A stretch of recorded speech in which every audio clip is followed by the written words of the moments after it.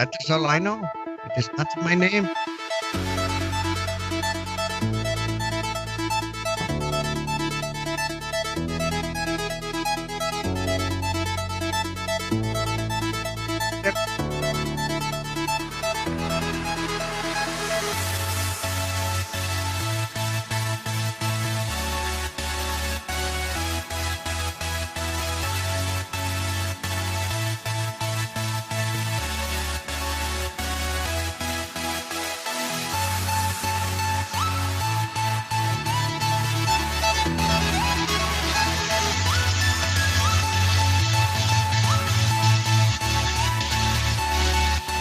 Fiona Craig in the chat. Check.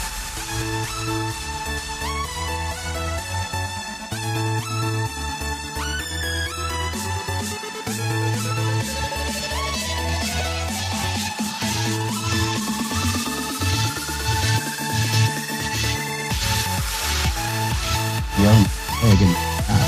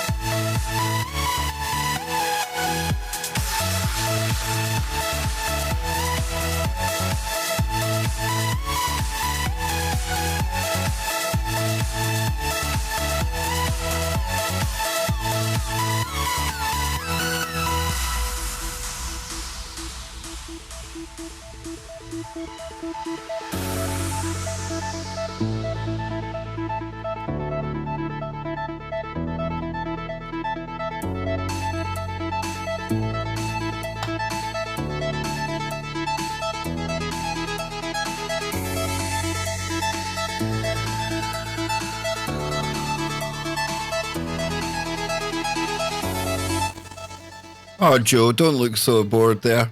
Don't look so bored, Joe. Surely not, Joe. Surely not. Are we ready then, Joe? Will I take that as a sign as we are ready? Will I? Yes. Yes, indeed. How you all doing, folks? We are back. We are live here on the weekend stream. Hope you're all doing good. Hope I've remembered to turn the music down this week. I think I have. I think so. We got there after a few hiccups, dude. Just a few hiccups. Not that I was stressing out at all. No. No. Never a moment was I in doubt that we would get here tonight, right? Never. No. Look at that face. You were as cool as a cucumber. Momos. No, but we're in. And listen, before we get going tonight, right? Obviously, remember, we've got memberships here on the Kev Baker Show YouTube channel, and we opened up one new emoji this week. So a big thank you to all the current members. And now we have Braveheart. We've got Braveheart in there. Nice. Okay. You know, that was an obvious choice. So Braveheart is in there. So then if you want to join up, click the join button. It's quite self-explanatory. But I have to say, and I want the mods on the ready tonight, because we've already had a few problems in the chat room. And we actually had somebody come in early on when I just set the stream up trying to dox one of my friends. And I was showing the guys the screenshots of that. That's kind of weird. It is weird. And luckily, you know, what happens, Joe, is that there's actually a virtual moderator in the chat room. And it'll sometimes realize there's an address or a phone number, and it'll hold it for review. So thankfully that caught it. But if any of the mods see anything slipping through like that, I really need you to really ban that person. Just no second chance, just gone. Totally gone. I don't know what that's about, man. It's everyone seems to be getting a bit of grief right now, Joe. We were talking about it before the show. I don't know what's going on as far as like it's like a dark vibe. And it's really wreaking havoc on a lot of people, I got to be honest with you. And well, as a result, that stuff seems to be more commonplace than it certainly used to be. You know, I don't think it was that common. People had a little bit of respect for others' privacy and things like that, but it just seems like we're going in the opposite direction. You know, where years ago we started preaching, you know, personal responsibility, mutual respect. It seems like it's going less and less and less away from that, and people have there's just no scruples. I don't know. I don't know how to explain it outside of it's just more kind of barbaric in a way. Like we're going backwards. Yeah, the world is scrupulous. Come on, Scotty. What do you think, man? Well, it goes back to the thing I was talking about on yesterday on Freaky Friday, I believe, where, you know, people, you see the worst components of humanity come out on the internet because there's no responsibility. You know what I mean? There's no consequences for anyone's actions, really. I mean, there are, you know, if they can track a person down or whatever, but, you know, generally you can be a complete douchebag asshole online. You could be anything. Do things, yeah, and do things that you normally wouldn't do. You know, you see people saying stuff online that you know that they would never say to somebody directly in their face. Yeah. Because there's no consequences. Gustav Le Bon for any of that. Gustav Le Bon wrote the book The Crowd in the late 19th century. And basically the crowd mentality that he writes about is that online mentality that you have, in that, like he states, people behave differently individually than they do in a crowd setting, whereas they can get away with more things. They can blend in the crowd, you know, and because of that, they would do things that they normally would not do as an individual. And the same goes for the internet, where you can basically create an avatar that can be anything you want it to be. And you can be things change the attributes of yourself to the things that you want them to be in that world. It's your digital mask. That's exactly what it is. It's just like putting a mask on in real life to disguise your identity and to, you know, shield who you really are. It's the same thing online. You can just choose any kind of avatar. You can present how you want yourself to look online and put out the perception that maybe you're somebody that you're really not. And you can completely change the way you act and do things that you normally wouldn't do. Be everything that you feel in the physical that you lack or that you yearn for. You know, all of a sudden you can be that person. You can Ready Player One kind of evokes that thought. You know, that's kind of how I felt that was. Don't you guys think? Oh, brilliant movie. Yeah.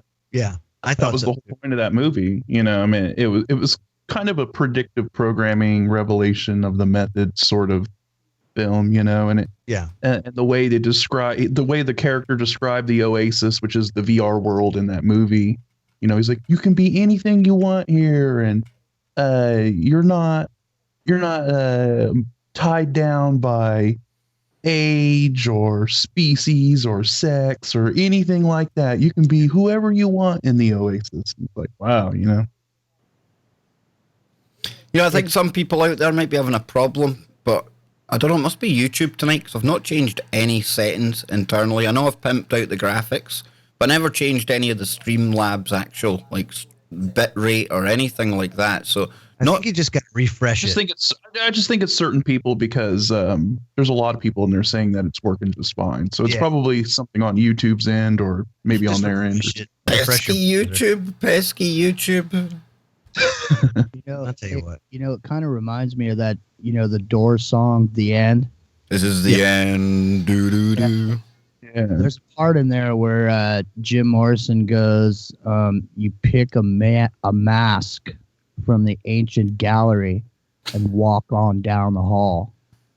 You know, and he's on his way, I guess, you know, he's on his way to to do something, you know, and he's got to put on the mask, you know, before he does it in the song, and from a plot line perspective. So I mean, I think you guys are right. I think a lot of people do wear a mask on the internet, and you know, I mean, there's this whole thing going on now where people are turning in people's information. So what does that do exactly? I mean, what is that supposed to do?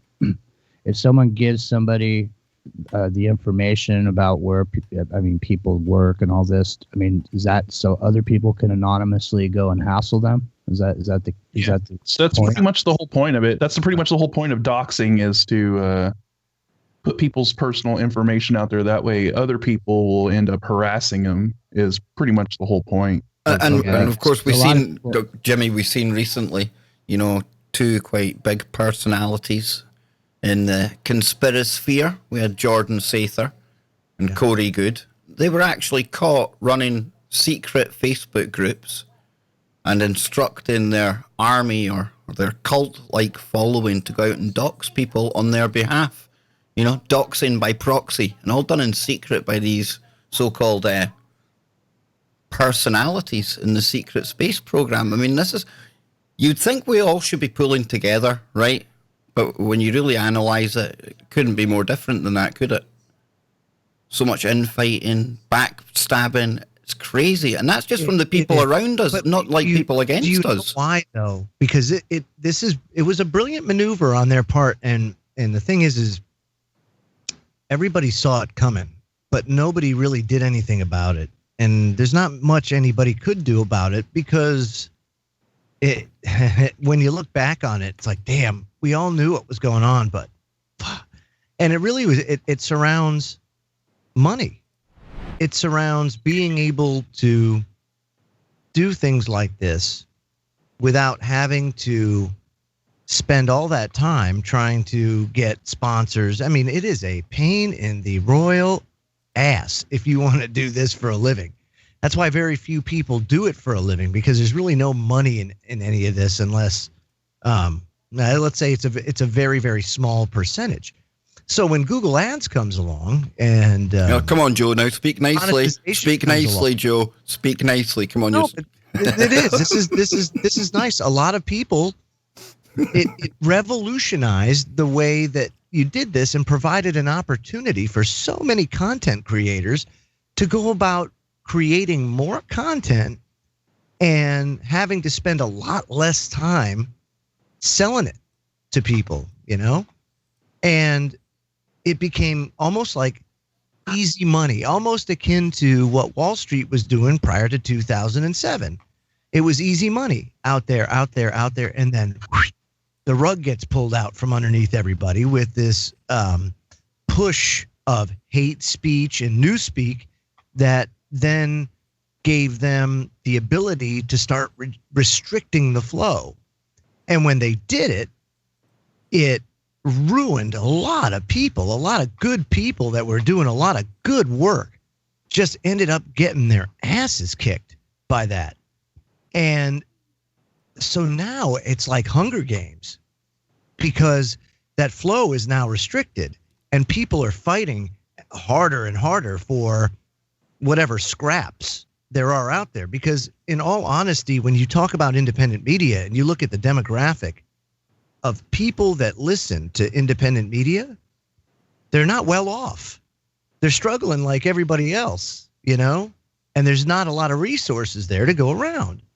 Yeah. So and it a ends lot up being Hunger Games. So people are fighting against each other.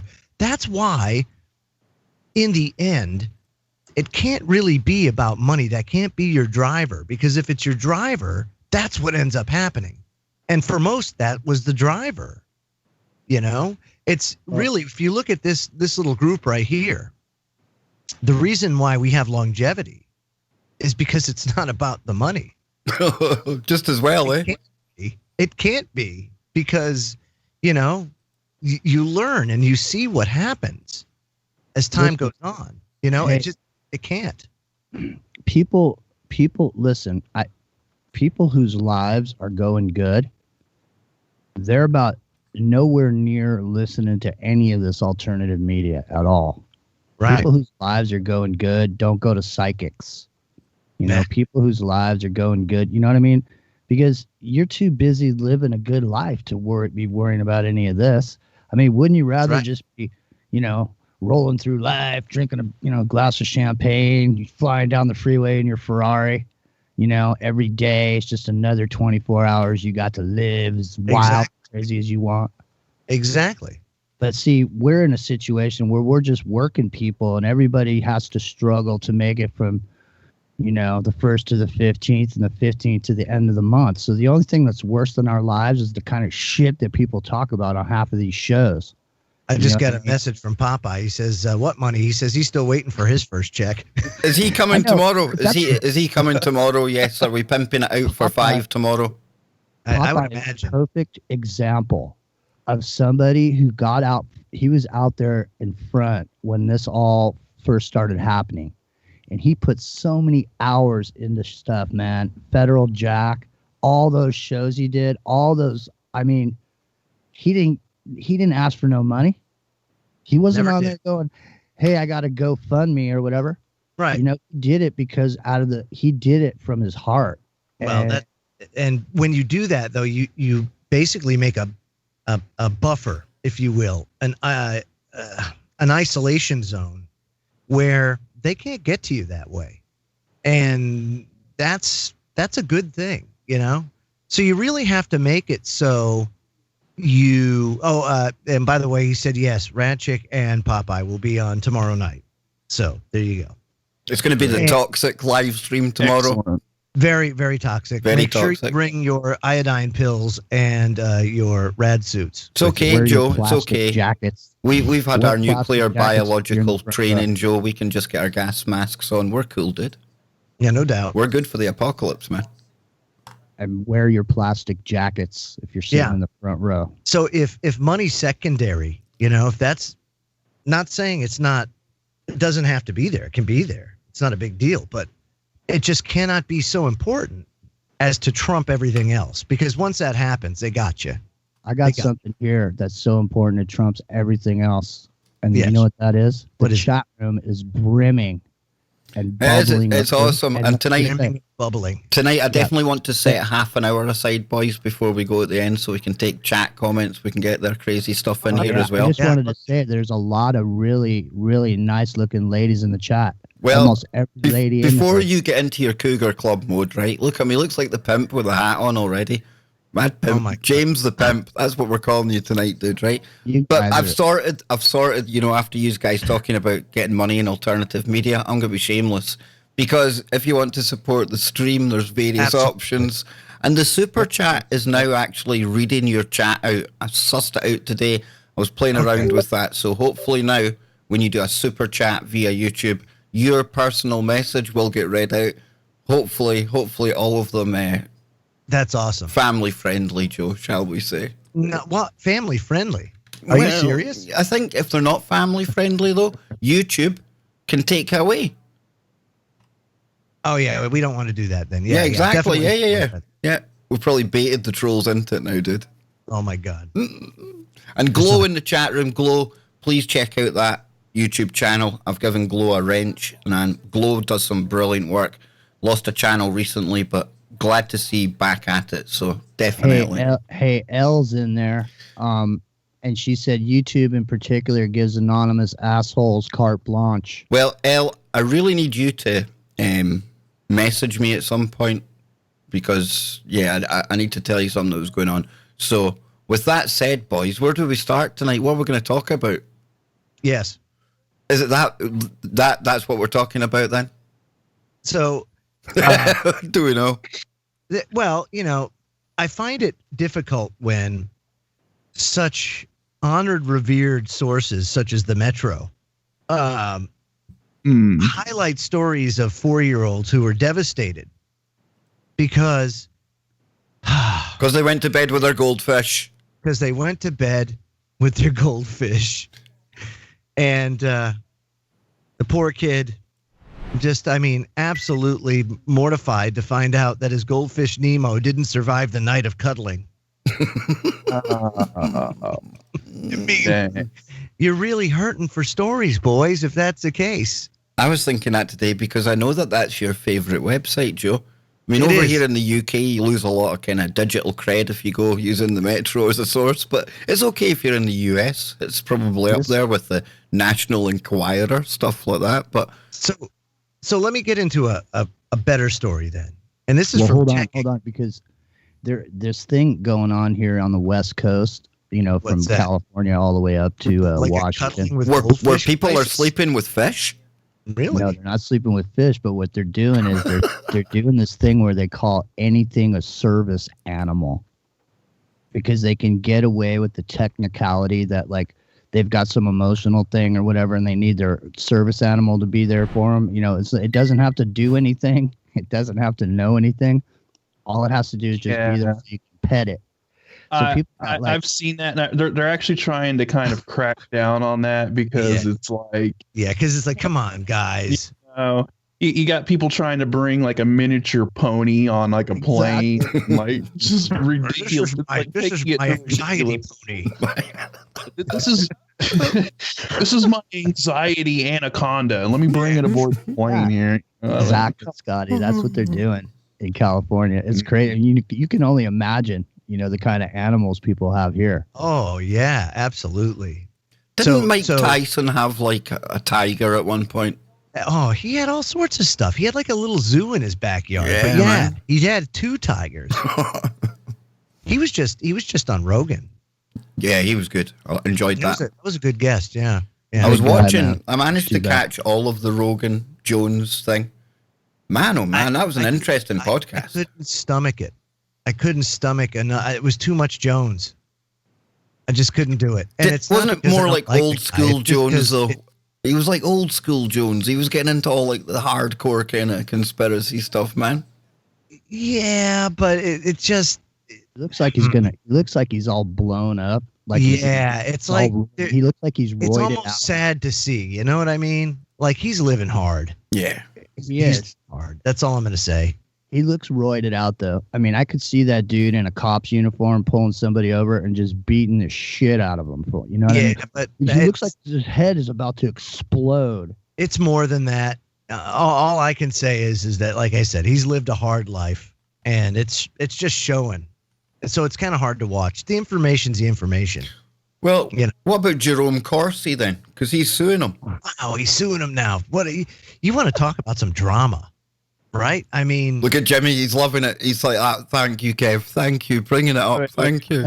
I can't believe we forgot about that. What's that, Scott? Is Corsi suing Jones, or is Jones suing Corsi? No. Oh, I'm sure they'll. Jerome Corsi sues InfoWars Alex Jones for defamation, and of course, you had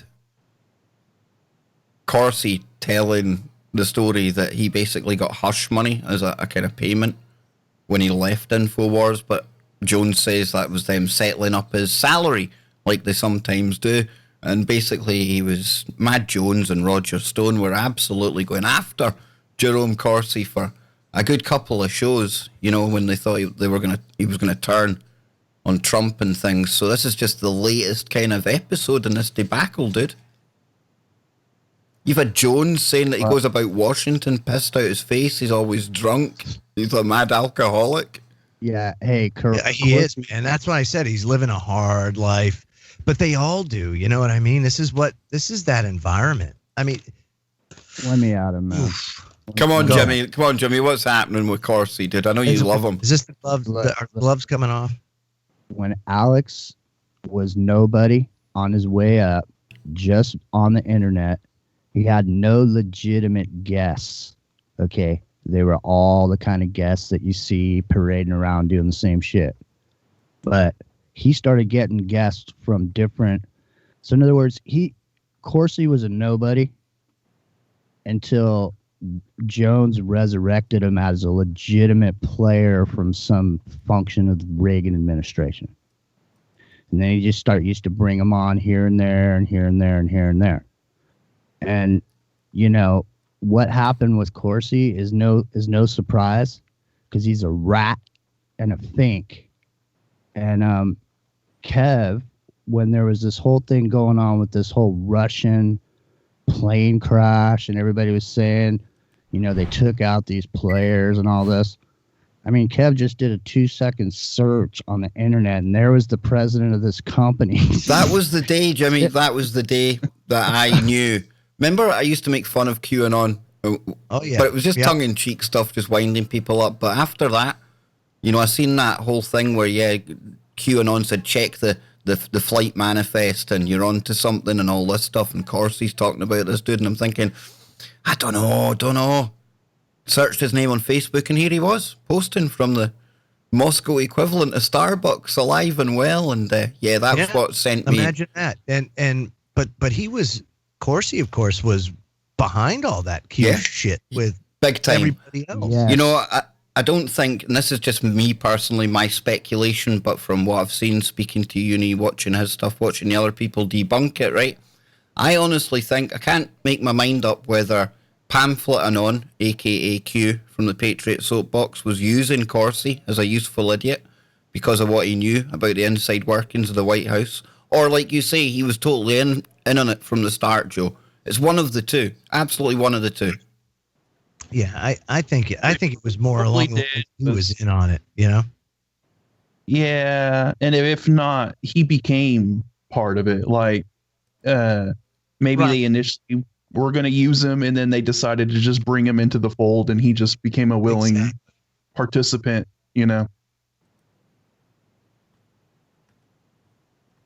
So yeah, it's crazy, man. No, it's crazy. I don't know. There's no coincidences. There's no accidents. Look at the bodies around the Trump administration and the alternative media. Because you remember that other guy, Webster Griffin Tarpley? Oh, Webster Tarpley. Yeah. Cool. I used to listen to that dude's show every single Saturday. And he was the only guy that was saying what was really going on behind the scenes with Obama.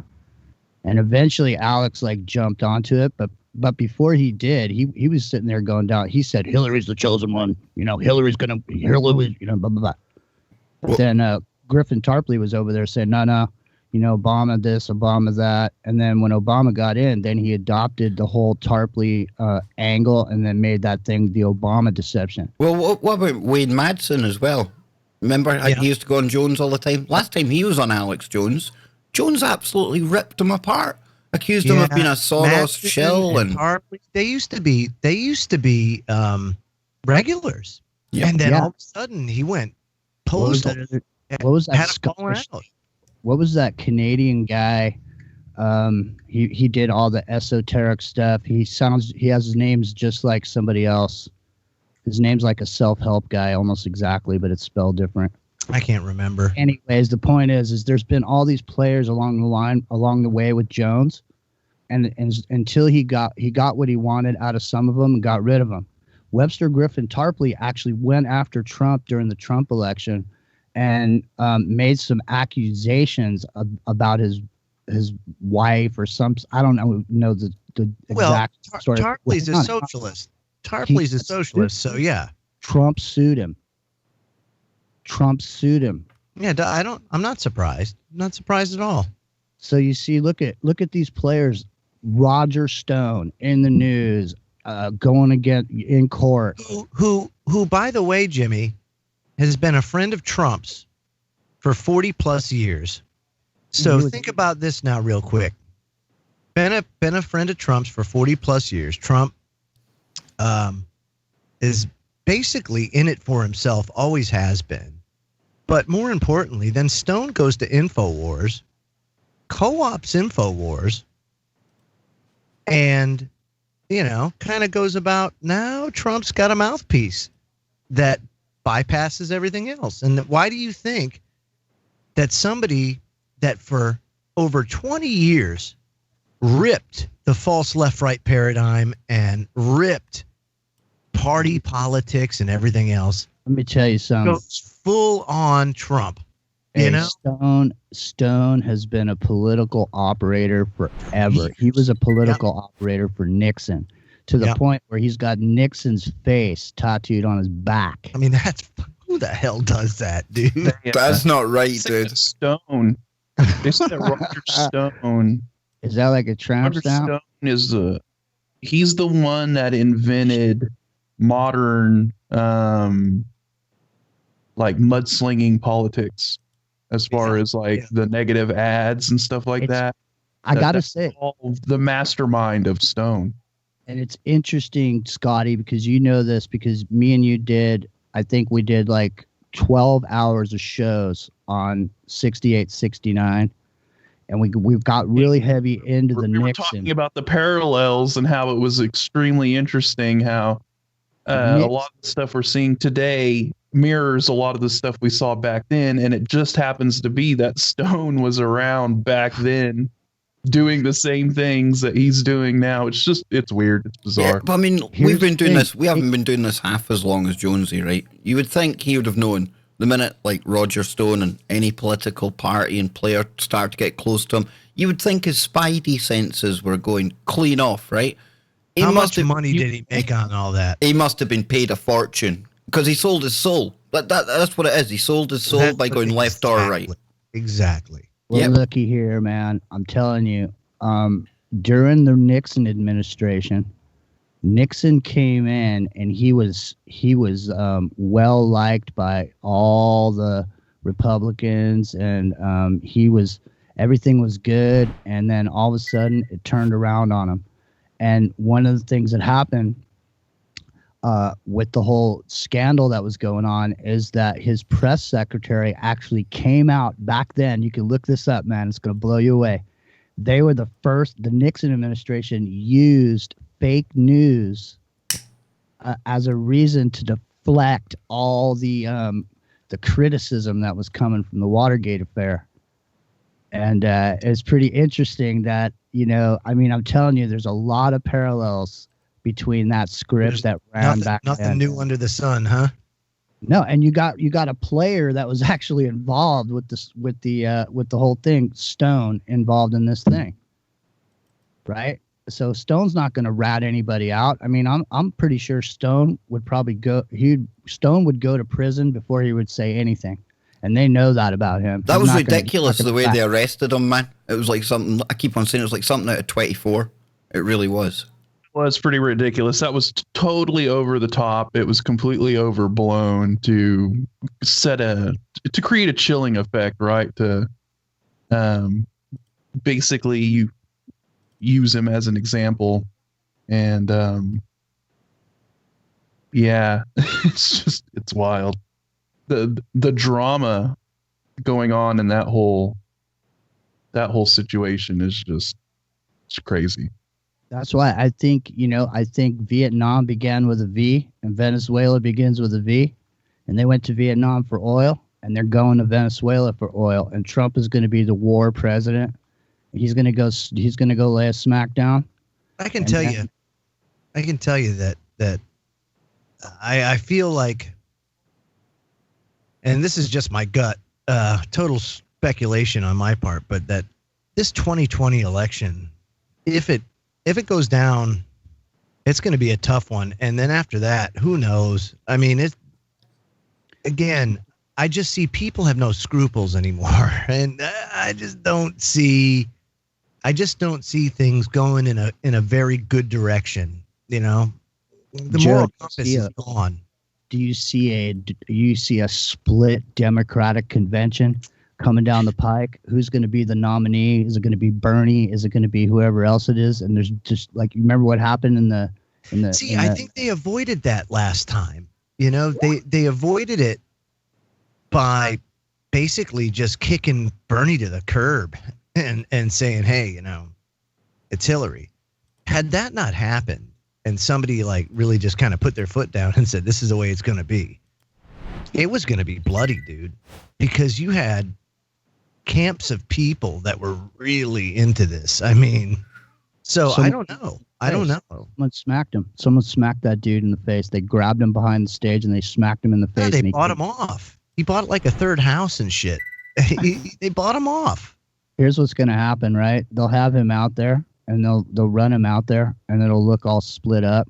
And then what they'll do is they'll bring him in as the vice presidential candidate with his philosophy. So people think that his philosophy is going to translate into the government and give that idea. But the vice president's never going to have power unless something happens. So I think it's going to be a powerful season coming up. I mean, I think we're obviously. We're lucky to be alive at these times, It's all charade. It's all fun and games, man. It's all theatre, business as usual. They're all part of the same club. If they're not, they'd have been killed by now. If one sneaks in, they will be killed. You're better off going camping and putting your feet in the grass and watching your kids run and play. And all of these politicians are various individual pimples on the two cheeks of the same mutated asshole. I'm telling you, man. I think you're 100% correct, but I'm not going to squeeze that pimple, Joe. I want the asteroid option. I want the asteroid option. Just, a limited asteroid strike onto DC, Westminster, various government buildings around the world. Your problem. I know it doesn't, Joe, but it's a nice start. Yeah, but it just sets things back a bit, but it doesn't solve your problem because all of our problems would go away after no electricity. Boys, it's as violent as I can get in the UK is to maybe kind of speculate about a natural disaster. It's like Carlin says. It's like Carlin says. Hey, Kev, you could wear a mask and go to a protest. You got to tell. You got to try to say I'm ugly. No, you got to tell the listeners of that story you told me. And like it. It did, didn't it, Joe? That was terrible, man. That was terrible. Terrible. Yeah. That was kind of a passive-aggressive insult, actually. Yeah, Jimmy, I've told you if you want me to wear the gimp mask, that costs good money, dude. Yeah. He was wearing the remember the 5th of November mask, and somebody came at him with a machine gun. Dude, that was true. That was like down at Buckingham Palace, man. Do you not remember I played that clip sometimes, Joe? It showed us all outside the palace, and then with the masks on, and it started marching over with the guns up. Yep. That was creepy, dude. That was creepy times. Creepy. Yep. So that's what happens if you put on a mask over by the castle. You're gonna get some machine guns in your face. So you better not put no mask on. Every generation faces just as much, if you ask me, stress or crisis. It's not like we have it worse off than, say, our parents or something like that. They just had different things go down. And, like from a prosperity standpoint, the prior generation, my parents' generation and their parents kind of saw the most prosperity humanity ever saw, basically. And that's gone. But there's crises, like, for example, my parents went through the race riots of the 60s and the 70s, That was pretty chaotic times, Kent State and things like that. It was bad. I went through people getting hosed down, dogs being unleashed on them, There was different crises, in the 70s you had the energy crisis where you had gas lines. And I mean, it was bad news. There were times, man. Yeah. It was even and odd gas plates. Like if your plate ended in an even or odd number, you couldn't get gas unless you had that number. Right. And I mean that's how crazy it was. So it was crazy. My mom was young, so my mom had me when she was 17. So she was she was basically a hippie. And we were down one afternoon on a Saturday afternoon. We were downtown Palo Alto, up here in Northern California. Yeah. We're listening at a concert. All of a sudden, these dudes come in and grab this is back in the day, right? So there were no, like what it is now. These guys come up to a bank, Great Western Savings and Loan, and grabbed this bike rack off the ground and they bashed it through the window. And then all of a sudden, people just started going crazy, man. They're running down the street, bashing windows out, taking shit off the thing, running down University Avenue. I mean, University Avenue is a high dollar little swatch of real estate next to Stanford University. So, but that was the 60s. It was a hotbed of activity in the Bay Area. Yeah. You had Big Sur. You had aversion therapy going on up there. You had people learning all about how the human mind works. You had the Defense Language Institute in Monterey sending out spies. You had the Presidio in San Francisco. Yeah. were sending out people from there into the Haight-Ashbury, and they were literally shaping the population from a boots on the ground thing. It's like everybody had beards and long hair. All the guys from the Presidio, they had a bunch of undercover people. That's where a lot of the LSD came from.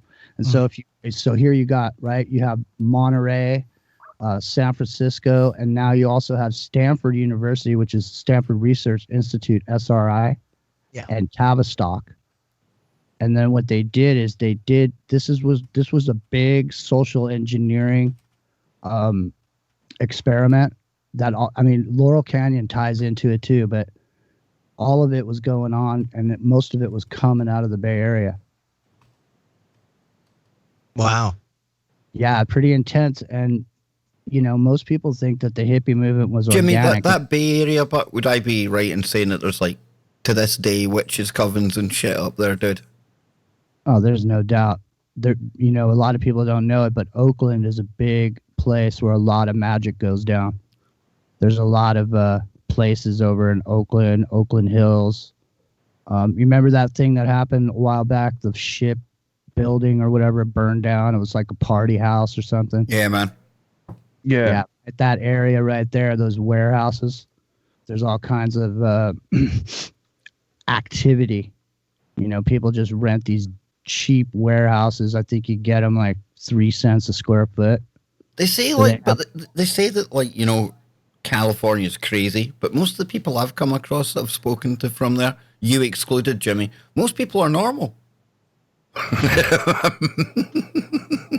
Yeah, well, after the war, World War II,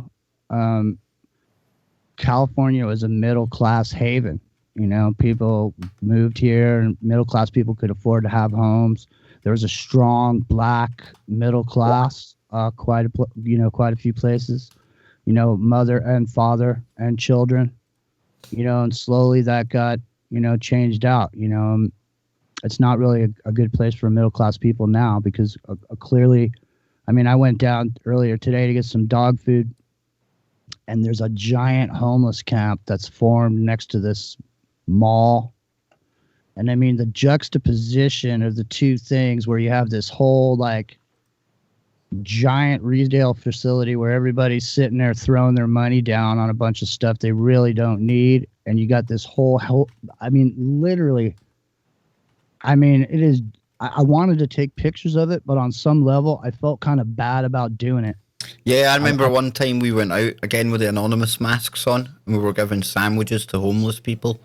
And I'd taken the camera along, but just before we started doing it, I thought, no, that you can't go invading people's privacy like that, just to almost like, because it's almost like virtue signaling if you put that onto Facebook and things. You're really only doing that to serve yourself as opposed to serve the people that you're meant to be there helping, I think. So I get it, Jimmy. I didn't feel like I was doing anything to help them by getting the pictures, that it would just be more or less to show people what's going on here, because literally, I've noticed recently that there's been a few things going on about homelessness in California. I've seen documentaries that have been made a bit about different homeless camps and this and that. But the reason it's an important thing to me anyway is that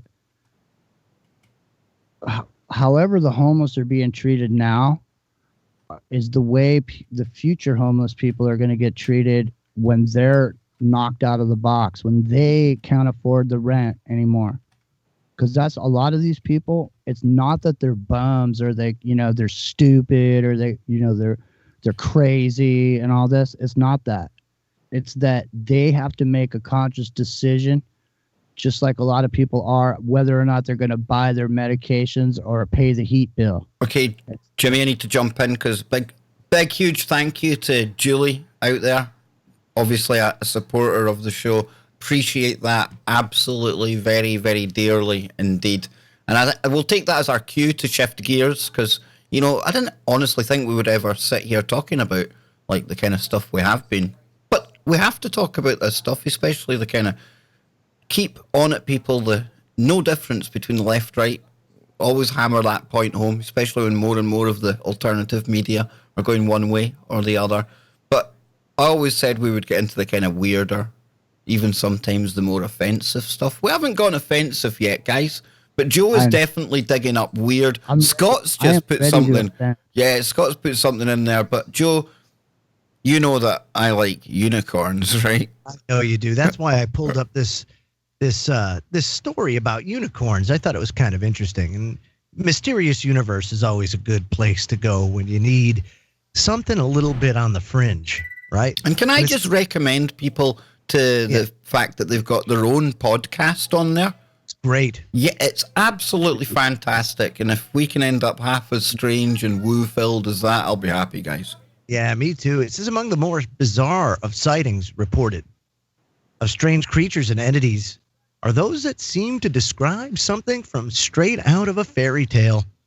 It's something that's been covered on Mysterious Universe before, and such surreal cases never cease to baffle or amaze, equally from fairy tales and just as seemingly out of sync with the real world, yet nevertheless often depicted as being real and with sightings, are those reports throughout history of real live unicorns, from far from being merely the product of myth and imagination. Some strange accounts seem to suggest that there's more to these fantastical creatures than we may think.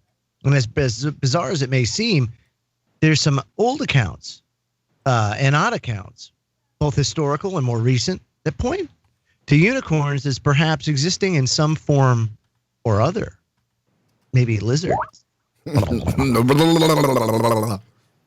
There is perhaps no other fairy tale creature of lore as well known as and also beloved as the unicorn, often depicted as a majestic white horse with flowing mane and a single horn protruding from the center of its head, but also variously as one-horned deer, ass, or even a goat. The unicorn has actually been depicted in one form or another for millennia and throughout cultures around the world. Such one-horned creatures have been depicted in art and legend since at least the Mesopotamian era, which was 5,000 to 3,500 BC, and can be found in the legends of such far-flung countries as Greece, India, China, and several countries in Europe. Whoa. Especially Scotland. Thank you.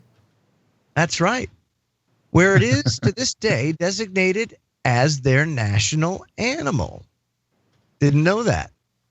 Is Scotland the only country to have a mythical creature? A mythical creature is a national animal. I don't know, but that's it speaks volumes. It speaks volumes to the fact that probably not mythical.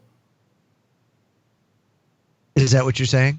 Well, how often do we talk about things from the past being actually real, you know? Real. Yeah, exactly right. Now, unicorns are mentioned in many sacred books around the world, including the Bible, where the creatures are mentioned numerous times.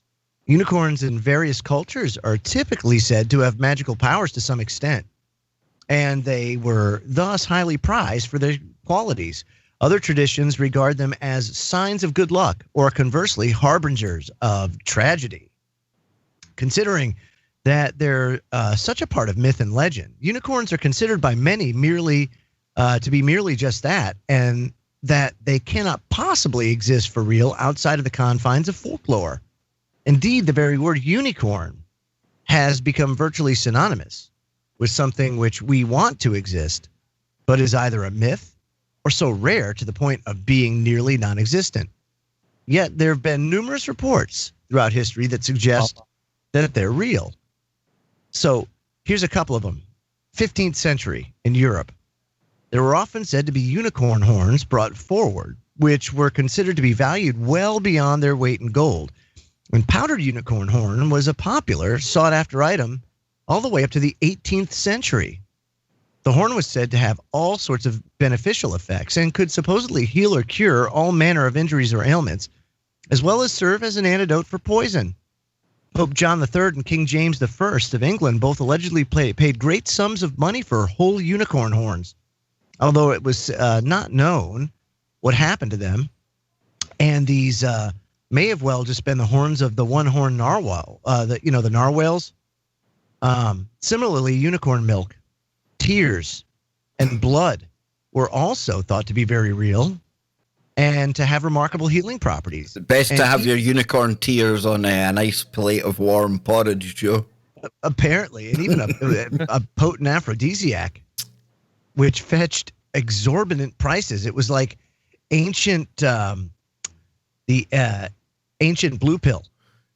It really is, but we're talking about this when we mentioned Scotland, and just to clear up a little bit, because I was sitting here celebrating and things, the unicorn, our national beastie. It's the kelpie that's our national beastie, and it's this thing here that you can see. But the kelpie is whatever you want it to be, because it's a shape-shifting sea monster. Now, if you're talking about shape-shifting sea monsters in Scotland, what else springs to mind? Nessie. Exactly, dude. Yeah. Exactly. Yeah. Oh, I've got a Nessie story tonight, too. See? It all fits together, dude. It says often even whole skeletons or other parts of unicorns would turn up, although these were mostly considered to be cleverly crafted fakes, such as one skeleton put together by German scientist Otto von Guericke. Well, Joe, let me interrupt, because I've got a question from the chat room. You'll like this, and you'll be able to clear this up. Dodger, and Dodger, thank you. It was Dodger that was very kind to the show there earlier on. I got the name wrong. But Dodger says unicorn in the Bible is a beast, like a working animal with one horn. Oh, okay, very good. There you go. Yeah. I also got to point out that they found some fossil remains of an ancient creature that they believe was what the unicorn legends were based off of. And there's actually some cave art too that represents these. So obviously this was a real creature that existed in the past. At one point in time. It has went the way of the saber-toothed tiger and the woolly mammoth, and it's no longer around. But back in the day, ancient man witnessed these things, and they saw them, and they interacted with them, and they probably did. Scott's bang on. We're looking at the art right now. Definitely unicorns. Yeah. Yep. All of this stuff is usually rooted in some kind of fact, something that they saw. Some kind of truth. They people don't just make up this stuff and pass down these stories from generation to generation. I mean, look how long, the longevity of the whole unicorn thing is, I mean, it's just embedded in society. And so they had to be a creature that existed at some point that people witnessed, and they've just told tales of it throughout the ages, Oh, exactly right. They go back, like I said, far. There was one of the earliest seemingly realistic accounts coming from the Greek doctor Cetaceus in the 4th century BC, who wrote quite seriously of such creatures during his travel throughout Persia. And in this case, the animal was described as being a type of wild ass, as large as a horse, with a white body, a red head, and bright blue eyes, with a multicolored single horn sprouting from the head, measuring 1.5 feet in length. These animals were described as being very powerful and fast, to the point that they were able to easily outpace any horse. Now, there is nothing in the account to suggest that this was seen as anything other than a real, unidentified beast. Joe, you look actually quite surprised that there's so many kind of things to support that the unicorn was a thing. No, I don't. What I find interesting is, like the Bible referred to it as a beast, something that did a lot of work, right? Or like a work animal, if you will. And if that's the case, right, now we look at Cetaceus's interpretation of what he saw, same thing, right? Basically, it was a wild ass, large wild ass, very powerful in nature. Then there was the Greek Herodotus, who wrote of the horned ass of Africa in the 3rd century BC. Other travelers, such as Pliny the Elder. That's a cool name, but isn't it the horned ass of Africa? The horned ass of Africa. You don't mess with somebody that's called the horned ass, dude. No. No, that's just not. Jimmy, we need you for that one, man. If we're going to rustle some horned ass, you're the dude. Marco Let me just say this. Yeah. Don't worry about the horned ass unless you're wearing your assless chaps. Assless chaps, that's right. Now, Marco Polo called them ugly brutes and would also write of encouraging unicorns during their journey. Other famous historical figures who claim to have encountered unicorns were Julius Caesar, Genghis Khan, the Chinese philosopher Confucius. I mean, so you're not talking about, just. Yeah. So I'm thinking if we're talking about a species, if we're talking about a species that went extinct, it probably was in its final twilight sort of. Right. It was at the end of its sort of life at the time, and I think these people were probably seeing the last remaining remnants of these creatures before they went totally extinct. Yeah. Now, some of the modern sightings, you got to wonder if they're real or are they like more mythical in nature. When I say mythical, I mean like more like interdimensional. Could they be like an interdimensional creature? Yes, we've summoned one, Joe. We've actually summoned one to the chat room. Wow. Look at that. Cool, man. Yep. Came straight from Loch Ness. Aye, the Scottish kelpie. Hey, right, they might still be around. I mean, look at how many species that we thought were extinct that all of a sudden we come across them again in the middle of the jungle or, somewhere. So, I mean, there really could be. It's funny you say that. Unicorns around. There is a actual account of that very thing. And this was Robert Vivera, 1968. This is what he said. My first face-to-face encounter with a unicorn took place in a Mexican jungle near Tamazunchale in the spring of 1968. The one photograph that I was able to snap is reproduced on this page. And I see it there. And it's a white horse with a freaking horn coming out of it. And it's blurry. It's nondescript. He says, I attempted to consider it as much of a crank or a hoaxster as those persons who occasionally submit to the press out of focus or, in a suspect manner. But that's looking pretty unicornish to me, dude. Yeah, it looks pretty unicornish, So it could very well be that you may have like them in a remote area or something like that. But even so, could they also be classed in with, say, Nessie and Sasquatch? Where they could possibly be. Yeah. What if all the same thing? What if they're all a shapeshifter? If it's just a type of energy? And Lick in the chat, Lick Gore says, I bet unicorns were killed off like, I've lost it. Where did it go there? Like man almost did, but with the buffalo. Had numbers in millions. Millions, yeah.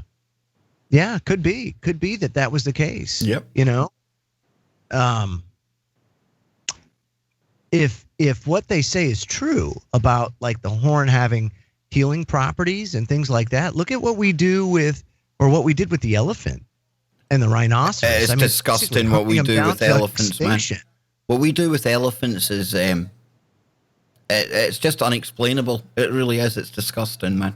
It really is the way that we treat things, and that's why that's why I think that there's a reckoning coming, and that's why I find that discussions of cyclical cleansings, if you will, it seems to be almost set up that way because each successive civilization or rendition of humanity all ultimately gets to that same point where it's like, man, if we keep going on, we're going to destroy ourselves.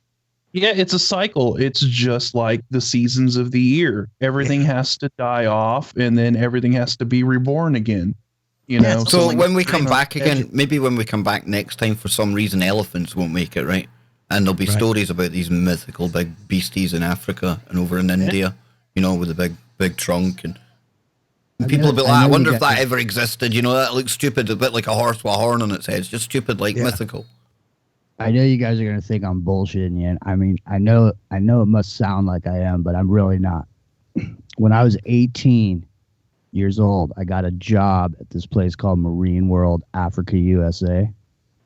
And it was a place in Redwood City, California. You know, they had a bunch of wild animals and all that. Okay, so you're sitting with animal noises on your desktop, and you managed to facilitate a job where you had lots of access to animals in your formative years, Jimmy. I did. We're going somewhere with this. Just for a reason. Is this barn fun? I hope. It's these elephants. I just wanted to tell you guys, like, if you've never, actually been involved with an elephant, I was just going to tell you guys about, what it was like. What do you mean be involved with an elephant? When you say involved, what do you mean? I've never heard anyone say it before. If you had involvements with an elephant, they have personalities, man, and they look you in the eye. I'm serious. I'm serious. They're super playful. Anyways, they had, I think they had like Dear Lord. They had 7 full-size elephants, and then they had a few, younger ones that, we'd have to get there in the morning, and we'd have to take them out and then walk them down from where they were, the elephant barn, up into to where they do the show. Ding, ding, ding, ding, ding, ding. You guys are some sick bastards. I swear to God. If I had, and I want, if I could have, I would be playing elephant sounds right now. And then when I walk by the dolphin tank, then I could have played the flipper sound too. You see, folks, I had to ban him from playing animal sounds tonight. No, seriously, I just wanted to tell you guys that these beasts, look, these Kev, beasts, yeah, you banned him from playing the animal sounds, but you never said anything about me. So no, I'm just saying. These animals are seriously. I mean, I've had animals, in my life. I've been around farms and stuff like that. And see. All right, fuck off. No, seriously. But these animals that are so big, they are so gentle, and they're so Jimmy and his donkey. Just remember, elephants never forget Jimmy. I know. They are super smart, though. Elephants are super smart. You've seen the elephant that they have that paints pictures, right? Elephants. Do you know elephants emit ELF, extreme low frequency? You're pulling the past ELF like elephant. Yeah, elephant low frequency. Yeah. Exactly. Maybe that's where they get their name from, dude. Yeah, they feel when they get a signal that one dies, they feel, they feel, empathy or pain. They're really, really unbelievable. No, they are. They're amazing, man. All joking aside, I think they're absolutely tremendous. Too cool. I don't know why I quit that job because I had another job at the time, and the lady where I was working, kind of shamed me for working there. And then she's like, shamed you for something you'd done while you were working there. No, she shamed me because I had to fuck, in order to have the good part of the job. The good part of the job was working, in the shows with the animals and taking care of them and feeding tigers and lions and shit. That was the good part of the job. But, there's also the bad part. You got to clean the cages. You got to clean the barn. So she shamed me because I had to clean the barn. What are you going to do? Clean up after animals the rest of your life? In other words, be responsible and get a regular job kind of thing. And so, she was somebody I respected. And, I made a mistake and I quit that job because, I was working with this guy who invented what's called affection training. And he was the one. Those parks don't own animals. Affection training. No, they never. Don't touch him in the bad place, Jimmy. Don't do it. They don't hit the animals. They never whip the animals. And so he's most of all the animals that you see in shows have been trained with the methods that this guy actually developed. Yeah, he's a German dude. I can't think of his name now, but anyway. How long's he serving? Long in prison did he get? I don't know. But what I am saying is, there's all kinds of stuff you couldn't do. You know, like you could never. They had cubs and stuff, lion cubs. You could never play with the right or get caught playing with them anyway. That would be bad, I'd imagine. Oh, there's so many ways I could take this conversation, but I won't, Jimmy. I won't. But no, I had special socks they put on their front claws so they didn't scratch you. I was just thinking about that. Scott, I think you're muted up. I think Scott's muted up. I think. See? You think? He is, Scotty, you're muted yes, up. I was muted up. No, seriously. I was just gonna say, you just keep setting yourself up, Jimmy. So. I know. Yeah. I'm just one of those kind of people. Let me help you out a little bit. Let me help you out a little bit, okay? So also, since we're talking about mythical creatures, Nessie's been spotted now twice in 5 days. That's right. So there's been some Nessie sightings here, and I think it's important that we discuss that a little bit. Committed. This is a committed Nessie hunter from Ireland. Says he saw the monster on an official webcam, and just days earlier, a woman from Manchester said she noticed it while driving with her partner, Danny. And but Danny didn't see anything, so it's too bad. So there you go, Nessie 2 times in 5 days. You know, Nessie there. What do you think? Is Nessie real? You grew up on Loch Ness. I did. I grew up right on the southern mouth of Loch Ness, Fort Augustus. So did you ever make it your? I never seen anything. My mum did. Right. My mum seen something. My mum and dad didn't see the typical long neck. It was just like a huge mass under the water that was causing a wake on the top. Yeah. You know, the thing was, the locals up there was only about 800 lived in the village at the time. And I think a lot more people might have seen it than actually let on. Because you can imagine you'd get the piss pulled out of you in the pub and things. Everyone knew everyone else. Or so-and-so seen the monster. And it would be enough for you to be ridiculed. And if the local papers got it, things like that. So I think there was probably a lot more sightings than we've been told. One of the ones that, the weirdest one that I've ever heard of, and it was, I think, my grandfather that was involved in it. And just up from Fort Augustus, there's a place called Inchnacardick Bay, and it's just kind of grass on the way down to the loch, and then you've got the hill, because it's the Great Glen on the other side. And it was like back in the 40s, 50s, they were cycling to work, and they said it was the strangest thing, because it was early in the morning, there was mist, kind of typical Scottish morning, Scottish mist, and coming down the hill, they seen this horse, huge horse, white horse. But this is where it gets bizarre, because on its back, they said it was surreal, because riding the horse was what they described as like a big red Indian chief. Headdress on, totally out of place. Horse comes down in front of them, they all stop in the car, and then the horse doesn't stop. Not the car, sorry, on the bikes. Horse doesn't stop, it just crosses the road, keeps going into the loch, and keeps going and disappears. Wow. But you see, I put it all down to being the same energy, that same Scottish kelpie, the shape-shifting Scottish kelpie, you know? Be. Yep. Yeah. And it makes you wonder why Crowley chose up there.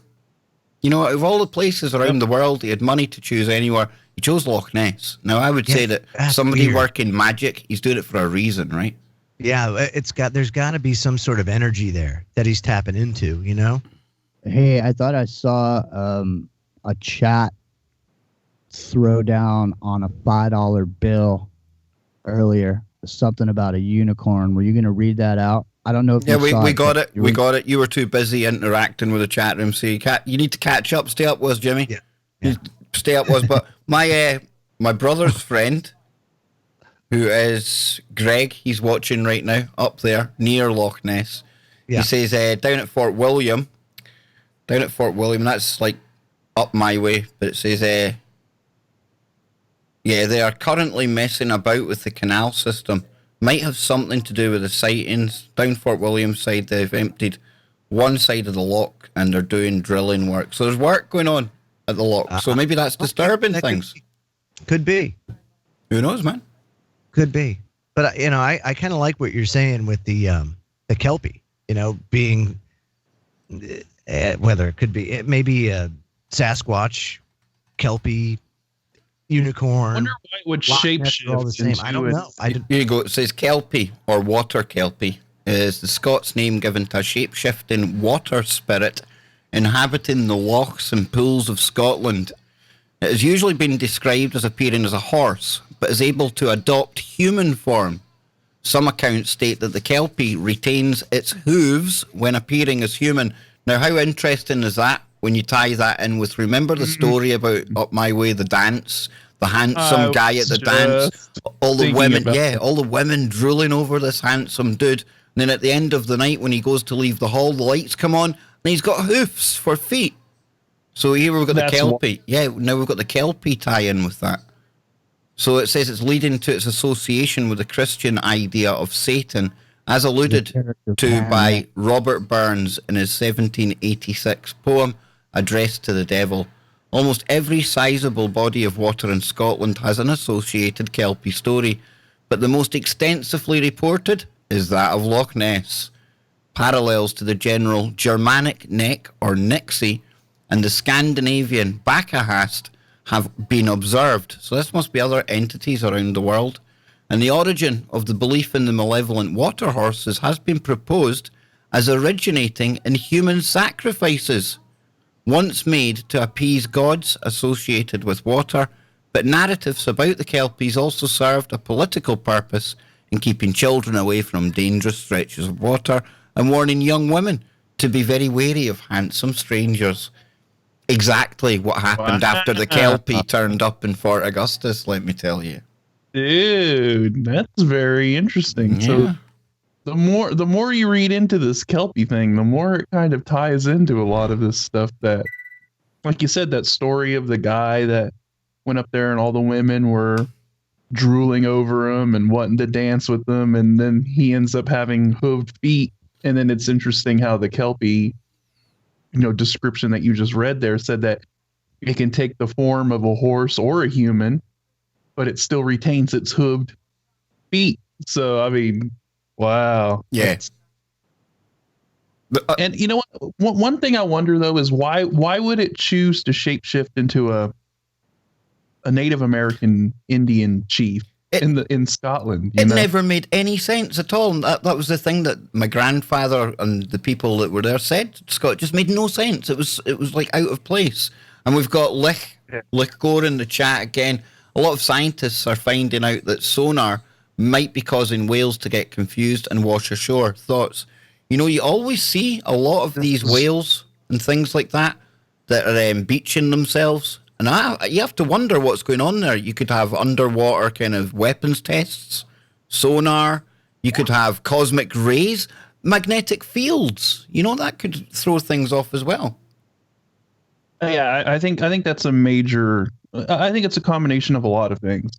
But when the Navy is out in the ocean doing a lot of these like acoustic weapon tests, sonar tests, and doing these huge bursts of frequencies, you got to wonder what kind of havoc that's creating on the sea life. I mean, you have whales and dolphins, they communicate using sonar and all of that stuff. And if you put out these massive pulses, it would almost be like blowing their eardrums out. You know what I mean? It probably would drive them crazy to hear stuff like that coming from whatever military tests we're doing underwater. So you have to factor that in. You have to factor in just all of the general frequency stuff that's going on the planet. Anyways, the electromagnetic field, like you brought up. Scott, you've got the volcanic vents going off. You've got the piezoelectricity. Joe, you worked on the Navy boats, man. What's your thoughts on that? Can sonar affect like whales and things? Oh, absolutely. There's no doubt about it. That especially we have a detection system basically right off the Atlantic coast, and it's been known to mess with dolphins and whales, so much so that the government was sued over it.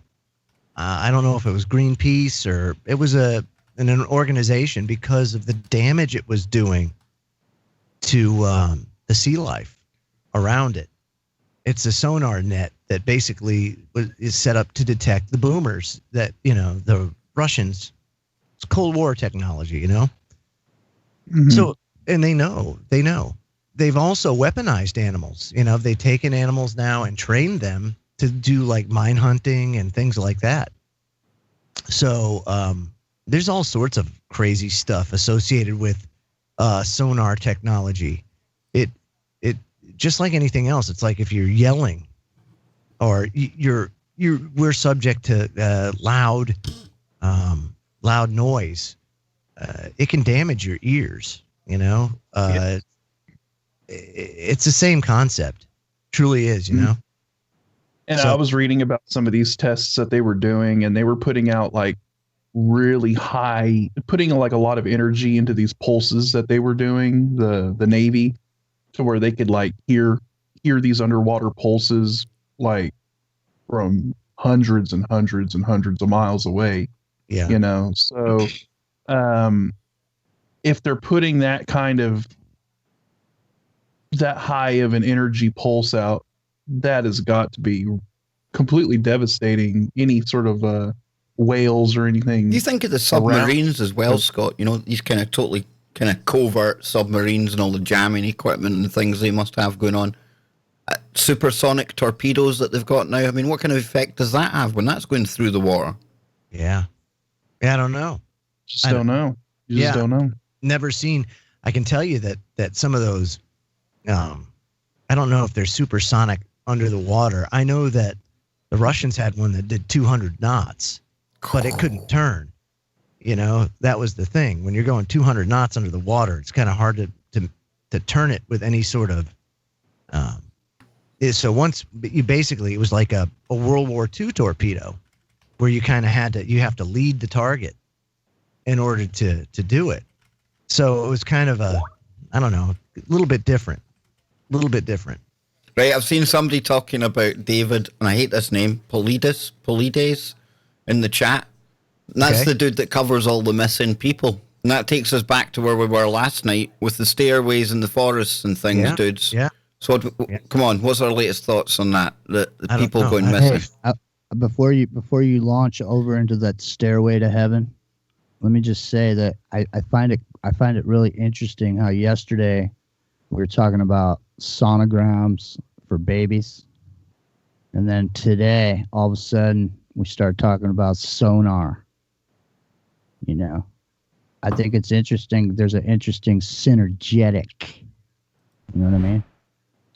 I'm surprised you even noticed, Jimmy. You're that busy trying to organize your Cougar club in the chat room there.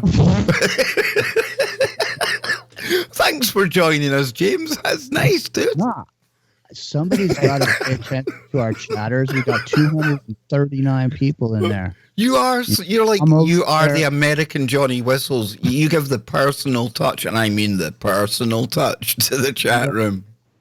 I'm not giving foot massages over there. It's okay. Trust me, everyone in the chat room, unless you are like equine or of some animal description, you're probably safe with Jimmy. We just need to make a distinction between good touch and bad touch. Okay.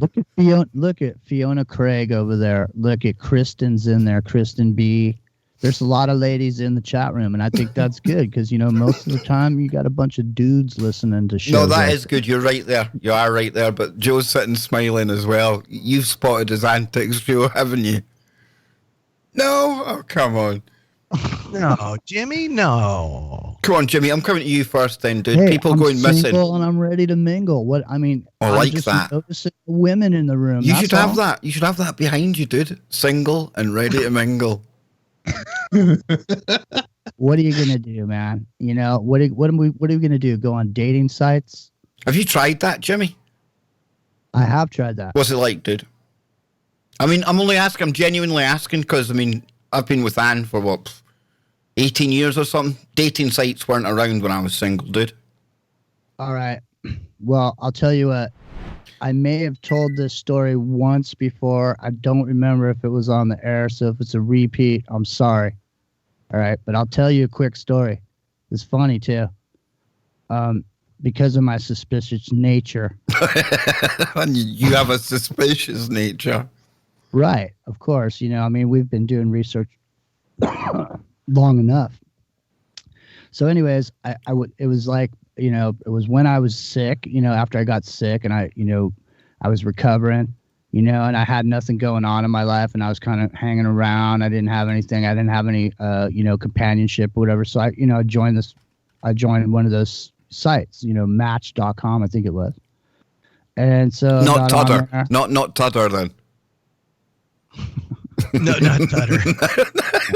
But anyhow, so I joined Match, right? And so I was on there, and then I wasn't really paying attention to it, and then all of a sudden I get this email, right? And it's a Russian woman, BBW, sending me an email, and in broken English, blah blah blah, my profile, da da da da. So I sent her an email back, and of course, like I said, this was right when I had gone through my my cancer treatment, right? So I had nothing going on. So I was just, I didn't know what I was going to do or where I was going to go. So this whole thing started to brighten up for me, because she just happened to be exactly the type of woman, style of woman that I was attracted to. So we had these conversations, went back and forth, this, that, and the other thing. So now I had become a believer at this point. At this point, I had no reason to think that this was not real. Uh-oh. Right. And here's the thing, though. I wanted to believe. I'm telling it like this because I want other people. Are you saying you got catfished? Let me finish. Okay. So I wanted to believe because, I was lonely and this and that. And so she all of a sudden, after about, it was probably like a couple, 3 weeks or something, she all of a sudden goes, "Hey, well, listen, I was about to come to America, but where I was going to stay down in Southern California fell through." Yeah, it fell through. But I've already got my ticket paid for. My airline tickets all paid for. It's the mail a bride green card scam. No, it's not. Listen. Was it Biff? Listen to this. Uh-oh. She goes, "I'm leaving in 3 days because I live in a remote region in Russia." And she told me where she lived, and I went on there and I looked it up, and I did all this research on it, and she's like, "I'm in this remote region. I'm going to Moscow on the bus." Okay. And then I'm coming to America, and I was like, "You're kidding, right?" Because I'm still a believer at this point, right? So then I start running around. I'm going, how could I, how could I make this happen? Is there a place where I could, where she could stay, or some friends that I have that might have a room for rent or something like that? I'm all running around trying to make it happen. So then over the next 72 hours, it's I'm starting to think she's coming here, right? So then 3 days goes by, and she sends me this email, and this is where it starts, man. She goes, "Hey, I'm here in Moscow, and I'm ready to come to America, but there was a delay, and I have to stay overnight at this hotel, and I don't have any money for the hotel. Can you send me $350? Here we go. Yeah. So then it was funny because I had noticed, but I chose to ignore it. I had noticed a couple things, anomalies about her picture. Okay. I noticed that she seemed to have been placed in a background that didn't jive with the picture. The picture didn't seem right. Okay. So as soon as she sent me that email without me answering her, the minute that happened, I went back and looked at that picture. And then I blew it up in Photoshop, and I could see around the edge. I could see the edge where it was cut out of another picture, but they didn't cut it all the way away, so I could see the old stuff in there. And so then I knew it was a scam. So then I typed in. And brokenhearted, might I add. I was brokenhearted. I can imagine. I was brokenhearted, but equally now on a mission about trying to figure what was going on. Crazy Nigerians, they're at it again. No, listen to this, man. I type in. This was my search, my search criteria. You typed in, "I'm all out of love." No, I typed So into lost Google. without you. I typed into Google, Russian girl with broken English scam. Right? Because that was one of the things that kind of like made me believe, man, because it was, it's her broken English was really good. She got her point across, but it was just cute enough to be endearing to me. So that's why I typed that in. I get to this site and it turns out there's thousands of dudes that have been burned by this exact same scam. Sucks. Yeah. Yep. That is one of the main scams is they start saying, "Oh, I can't afford this. Could you send me 300 here, 500 there, whatever?" And they always keep you hooked on the thinking that they're going to actually come and visit. A guy I used to work with, Nokia for cash. He did the Russian mail a bride thing. And it's basically kind of like a deal where they come over here and they live with you long enough to get the green card, and then they hightail it,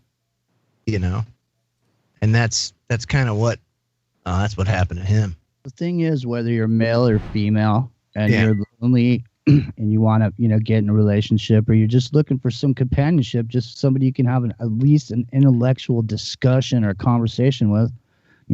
Sometimes you want to, other people want other things, but I noticed something. Who knew they all looked like that in Russia? You type in Russian brides. Is this what you got contacted by, Jimmy? Was it the Donald Trump looking Russian bride that you got? I noticed as you guys pointed out that Jimmy was in the chat room doing his Cougar thing, that all the avatars started changing. So I don't know. Well, here, I just wanted to say, the thing about the seductive quality of the character they chose to put in front of me. Yeah. I mean, out of all the faces that I must have looked at, because when you're on one of those sites, you're running through there, You don't think, though, in the near future, Jimmy, the very near future, we're going to get people opting to find a partner by algorithm? There's going to be some super algorithm comes up and tailor determine who your match is. I mean, really, that's what's happening on dating sites anyway. It's already kind of like that with these dating sites, right? They match you up with the person that's most compatible because they run everyone's information through the database. I'm thinking, Scott, people are honest, though, because here again is that example of living with the internet. Or a digital identity, right? And they're just not honest putting that. If they're not honest putting the information into the system, then it's going to match you up with the wrong person. I actually think it'll get to this horror stories of people going to these dating sites and then ending up meeting a serial killer or somebody who's extremely nefarious and ends up harming them or whatever. I think it'll eventually get to the point where even like when you're in school or university, if you're like selected to be somebody that can reproduce, one of the quota for that season, they'll probably hand you maybe top 3 algorithmic matches to you. It'll go on your DNA, it'll go on absolutely everything. Social credit scoring, the works. What about this? How about if they got they remember last night the DNA music? You should resurrect some of that, because what if you could get songs that resonated with you and find your Jimmy, partner based you'd on be like a music bird. You could just like set up a tree and like play that tune. Wait for somebody to come along, man. Whoever walked to you.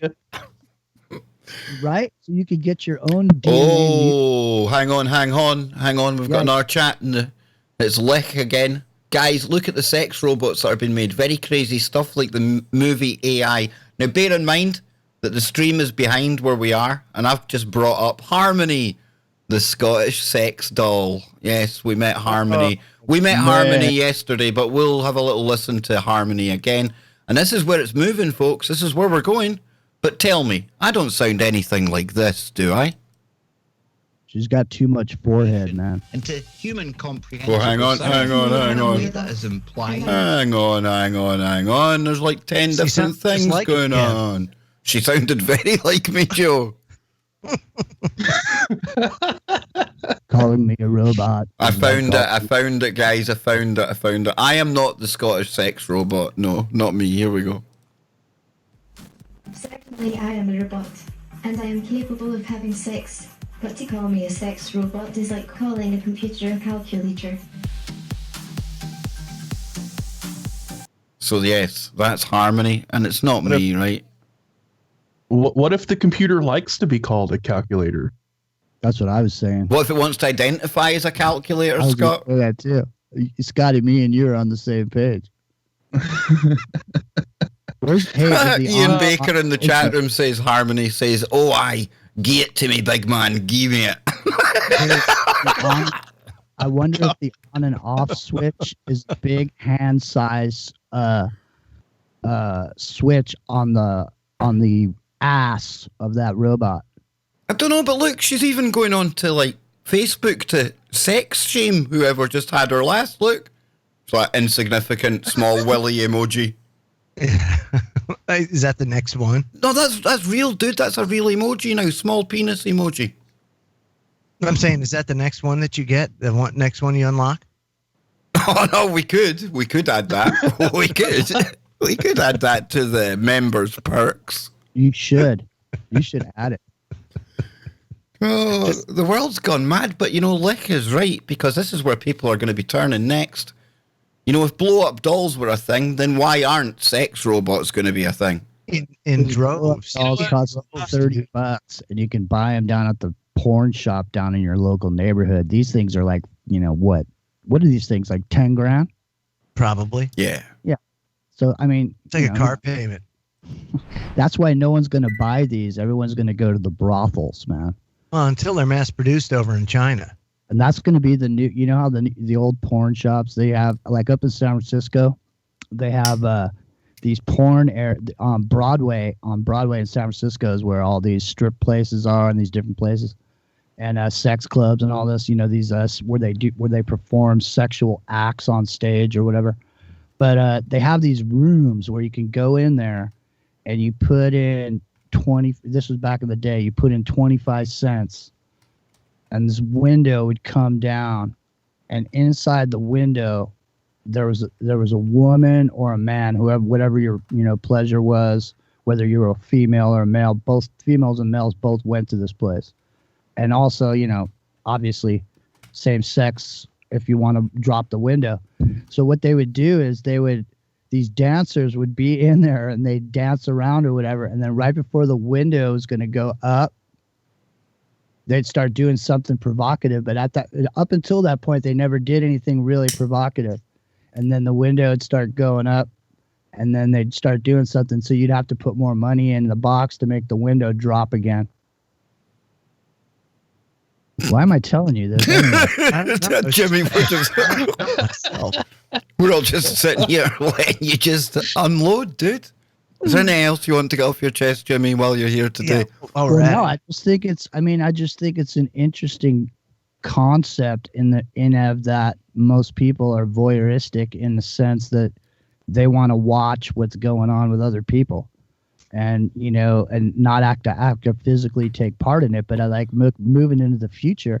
You're going to have a virtual reality situation. I mean, that was old school back in the day, before, when things were innocent, kind of. I mean, compared to the way they are now.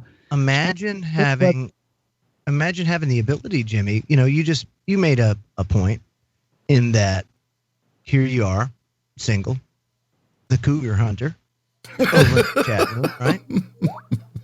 And you could theoretically, for a car payment, get the woman you want designed the way you want. That's not going to give you any sort of pushback at all for anything, right? So then the question is, are you going to see more people shift to something like that?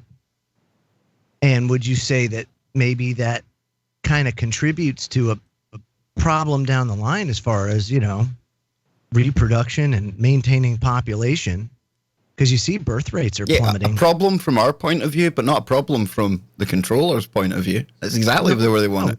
But that's exactly what they want, right? So here's another example of how they accomplish it, and people willingly accept it because they know, right? Because they figured out the whole psychology thing, right? They figured out how the mind works, how people think. So now they're playing to those emotions, those desires, that very thing that Bernays talked about, See, and the thing about it is too, when you look at it, so like my life, based on who I am, how long I've been on the planet. Okay. Yeah.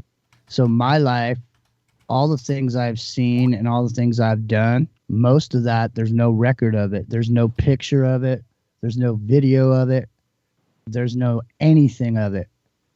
But the difference between me and the next group of people, the next generation down, is that everything, for example, I just told you that story about that strip club and the windows going down.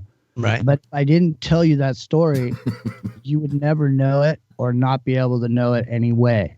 But if I was in the next generation and instead of me going to that strip club and watching that thing go down, I did something else. I clicked on something and went to a website, and then I saw something.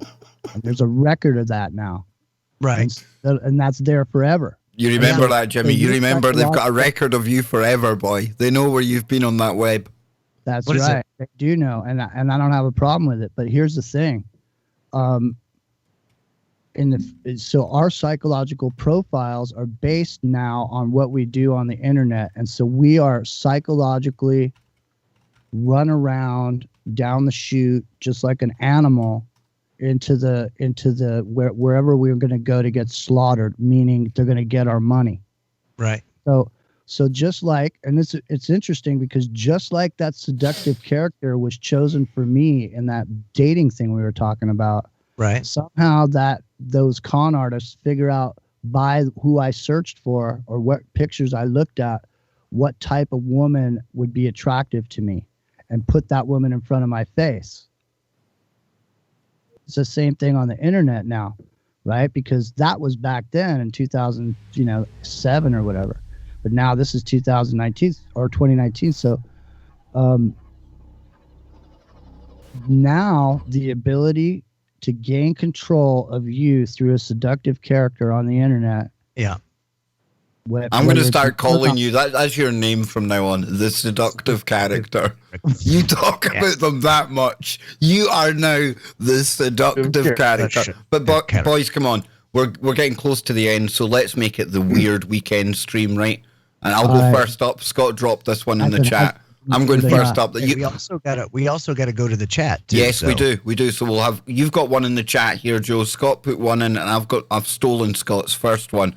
And this one, I don't think we'll beat this one for the strangest headline of the week. We're not going to beat it. We're not going to beat it. Get ready, folks. And I do have a warning, offensive up in the top corner. So please, no snowflakes, no SJWs at this point, because we're going for the McDonald's employee accused of smuggling 80 pounds of McNuggets up his asshole.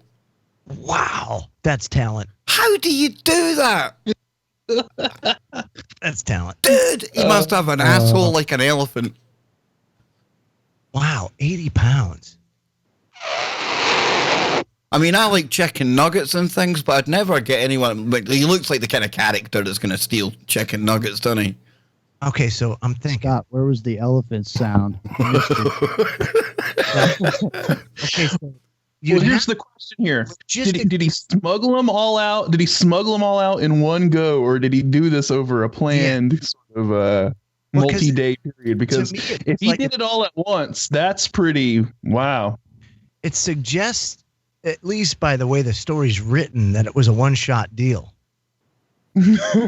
Yeah, Sounds so like I'm it. thinking that I don't there's know. got to be some sort of plastic bag or something holding it. It's not like he's sticking them in his ass one at a time. You know what I mean? 80 pounds. 80 pounds is a lot. I don't think you can do that in one shot. There's no way. No way, dude. Not unless you've got an a-hole like a wizard's sleeve. No way. I'm telling you, dude. Tramp's pocket. Like a tramp's pocket. It's got to be an interdimensional tramp's pocket at this rate. My God, I can't believe What it. is that? 80 Is that like... I mean, how many chickens do you get for like 80 pounds worth, dude? I don't know, but he does have a mullet. So that So let him off. in and of itself is telling very well. Okay, right. We've had him. Scott, coming to you next, right? And you've got one here that's called The Man.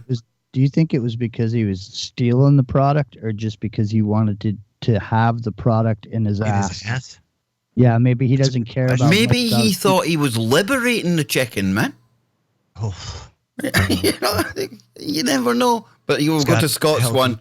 Here we go. Here's Scott's one. The man who played Barney the dinosaur is now a tantric sex therapist. What? Oh, I heard about Oh, that. my Yeah. name's Barney. Hey, everybody. Yeah, that's true.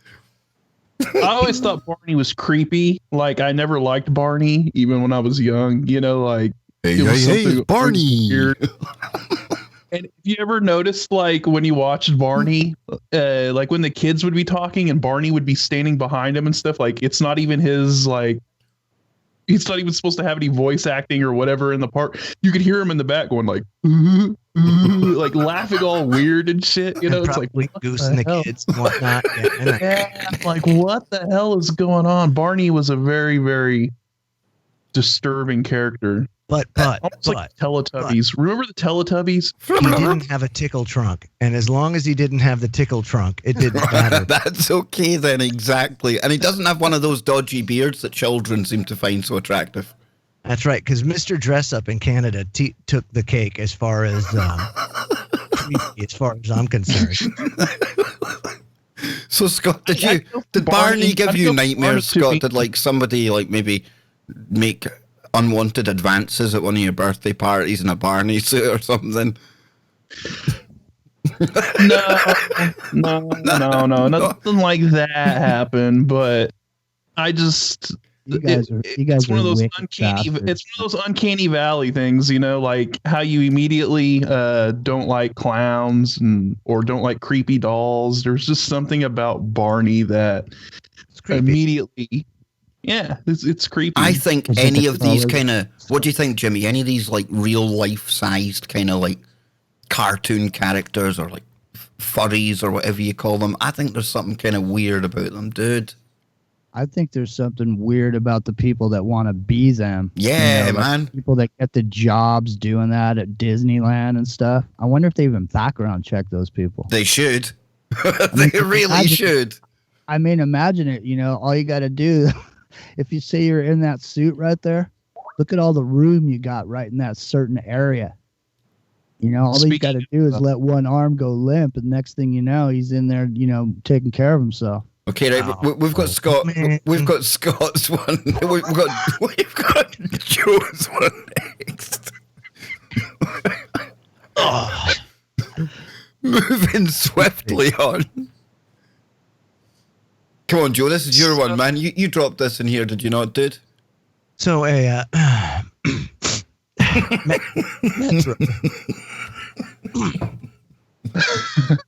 This is Jasper Hamill reporting. He must be a disciple of Paul Begley. The world will crumble as climate change causes superstorms and apocalyptic heat. Oh, please. Is it in 12 years like my darling AOC is warning us? Let me just peruse this. It doesn't say. But it's been raining for 40 days and 40 nights right now. It's still raining right now. I mean, I swear to God, every time I go on. Why do you serious? Why do you guys think? Serious. Why do you guys think that it's that they peddle renewable energy products? You know, as far as the solution to something that there's really not a solution for it. You know, kickbacks from those companies, man. You got to promote the. I know. So, what do you think? They're just going to live high on the hog until the crust shifts. They'll live high on the hog until they're able to get off world and go to Mars. Isn't that their hubris, though, Joe, that they think they can avoid all that with their underground bunkers and setting up Mars colonies and things? They think they're going to be beyond whatever comes along, you know? Right. But the funny thing is the sun is affecting the climate on every planet in the solar system. When you talk about hubris, you're absolutely right, because the same thing that's going on Earth, you know, as far as the changes that are occurring, are changing on every planet. Every planet is going through changes right now because the sun is quieting. And at some point, that giant plasma ball in the sky is going to go supernova, and it's not even going to matter what planet you're on, at least in this solar system. So I'm not laughing at the subject, by the way. We're talking about the end of the world, and I'm sitting laughing, Scott. And I don't mean to interrupt you, but people will be thinking, dear Lord, Kev's sitting laughing at the end of the world. It's not. I'm watching Jimmy, and I know that he's lurking about, just ready to pounce on cougars and things. He's got this mad smile on his coupon, man. It's crazy. It was so hard. I was refraining so hard from whistling "Here Comes the Sun" while Joe was saying that. So we'll probably get copyright strike, dude. You know what the algorithm's like. Even if somebody says the word of a song now, they pick it up, dude. So Scott, me and the algorithm go back to like 2018. So yeah. So Scotty, let me come back to you since I rudely interrupted you, man. I guess. Well, I'm gonna go to this next weird story real quick. Good man. Because, you know, being that we were on the topic of furries, apparently. Tony the Tiger, you know, the famous mascot. Yeah. For, you know, for the cereal. No. I guess he's been driven off Twitter. Because of horny furry people? Furries. Because of perverted furry people, they've chased away Tony the Tiger? These are the multiple headlines that seem to be coming out. It says, was Tony the Tiger driven off Twitter by unbelievably horny furries? Did these aroused furries harass Tony the Tiger's Twitter account to death? An investigation was in order. And so no, this is a big thing. I guess a lot of furries. Really? What is wrong with the world, man? What's wrong with the world that has to? First of all, I mean, can't it be fear porn? That's not fear porn. We like our fake news to be fear porn. Yeah. That's bad. Somebody's wanting to chat. I'm kind of interested in what they did, or do I even want to know what they did? What were they saying on Tony the Tiger's I think we'll have a look, but Twitter? while you're digging that up, right, Jimmy, go and corral the chat room, try and get some topics off of them. 3 or 4 that we can brainstorm before we go for tonight, right? I know you love your time in the chat room. We're giving you permission to go and lurk in there, dude. Well, I've been in there all night. Everybody seems to be having a good time. If we were running a neighborhood pub, we'd have 225 people sitting in here having a good time right now. That's crazy. I don't like thinking about that. I can barely handle speaking publicly in front of you 3, let alone hundreds of people, dude. Don't worry about it. L's in there. There's a bunch of people. You guys should start shouting this. Excellent. That was funny. Go into the cave. Hang on, though. A good joke. We like a good joke here. L, fur porn. Fur porn. Yeah, I mean, that for a while, that made it into like a bunch of different stuff for some reason. Like there was there used to be a show on HBO, and it was about this actor who was trying to make it in Hollywood or whatever, about him and his crew. I can't remember the name of it. Anyways, one of the dudes... This is a true story. This is a true story. Wow. Tony the Tiger can't tweet without furries begging him for sex. Whoa. Great. He's a handsome-looking toon, don't get me wrong. I mean, he's a handsome-looking bugger for a cartoon, but... What? It's probably just they don't like the shit. They don't like the length of his tail. I hope Tony ties me up. You should be certified and locked in a padded room, my friend. Yeah, no doubt, man. It's from Tony the Tiger, for God's sake. Leave Tony alone. Oh my God. Come on, Jimmy, what's happening in there? Oh, Kristen's asking me what happened to the 90s porn music. I've got the 90s porn music. Don't worry about that. Don't start me. I was like, and consequently, don't encourage him. Is this a 2-hour show? Is that what you're saying? Yeah, pretty much, dude. So you need to get some. If you want anything in the chat room, throw it in there now, folks, because this is your time. Say it or forever hold your peace, and we'll discuss anything within reason. Not the shape of the planet, and scroll. Why not? Scroll. Dude, I don't get into the shape of the planet. That whole flat Earth thing, it's imploding as we speak. Oh, I love it. Yeah, I love watching it implode. Me too. It's great. When you see them doing their own experiments, and it proves like. And now, of course, over at TFR, I guess TFR is now the laughing stock of the flat Earth community, which is great because if you ask me, what Jaronism did was heroic, in basically proving that the Earth was round on that epic documentary and doing what needed to be done. So, my hat's off to him. I don't look at it as a laughing stock. I look at him as a pioneer. You know, so that's good. Thank you. True. It's much better to be a pioneer. You know, just I hate those that kind of just go with the crowd, Jimmy. I know, you know, Joe Montana when he won the 3rd Super Bowl. Yeah. And he had 3 Super Bowl rings. Wouldn't that be the moment to quit? Just like Alex Jones, he should have quit a long time ago because now he's a cartoon of himself. Yeah. Got nowhere to go, does he, Joe? You're right there. Nowhere to go except for like Bill Cooper went or all the other, you know. You know, Dodgers hit on something here. Bit worrying. Tonight's show: unicorns, elephants, Barney, Tony, animal talk. Hey, you know, we just go where the research leads. Yeah, really. And you know, it's too bad that we didn't have the sound effects that we could have had. But Scotty, I'm glad you were a rebel without a cause over there with those elephant sounds. Yeah, Jimmy's on like you're still on the yellow card for like swearing like a trooper on the first stream, I think, wasn't it? What did I do?